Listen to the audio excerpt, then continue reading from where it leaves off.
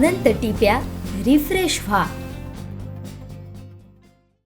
गुरुवारी पडलेल्या मुसळधार पावसात देवगड तालुक्यातील आरे नरेवाडी येथील 4 घरांचं लाखो रुपयांचं नुकसान झालं आहे। तसंच बागायतीचे सुमारे 12 लाख रुपये एवढं नुकसान झालं आहे।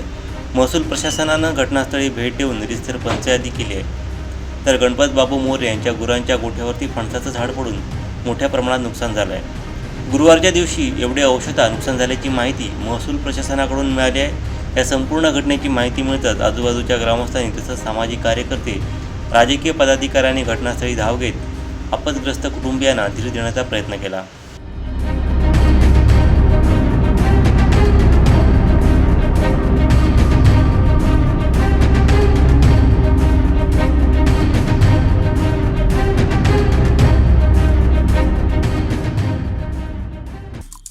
आमचे दिवसभरातले सर्व अपडेट्स, ताज्या घडामोडी आणि थेट लाईव्ह पाहण्यासाठी सबस्क्राईब करा, लाईक करा कोकणचं नंबर 1 महा चॅनल कोकण 7 लाईव्हचं YouTube चॅनल।